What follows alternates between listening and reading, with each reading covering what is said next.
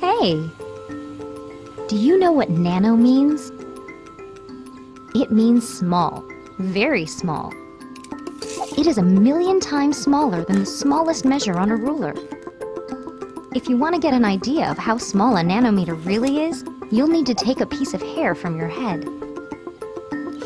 Go on, it won't hurt. Got it. Now take a good close look at that strand of hair. Not much to look at, is it?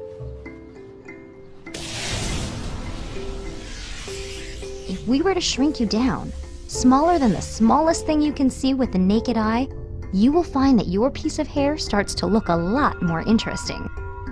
You are now about the size of a red blood cell. Your strand of hair is a massive tree compared to you. Even at this size, you're still about 1,000 times too big to be considered nano. To get you down to the nanoscale, we will have to shrink you to about 100 nanometers tall. Hey, where are all the lights? You are now smaller than the wavelength of visible light. You are practically invisible. But for the sake of demonstration, I think we should turn on some lights.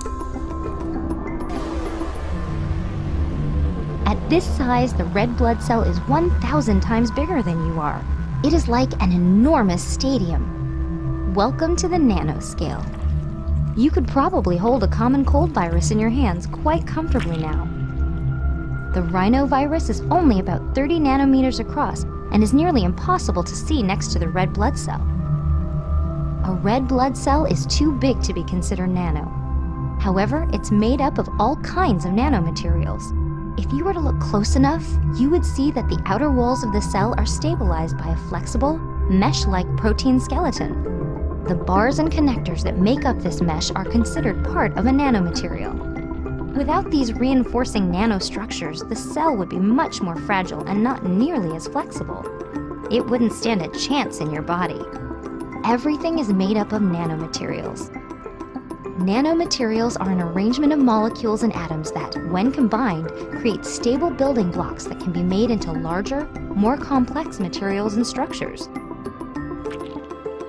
Which is pretty much everything, including this little piece of hair. I bet you didn't think there was so much going on in such a small amount of space.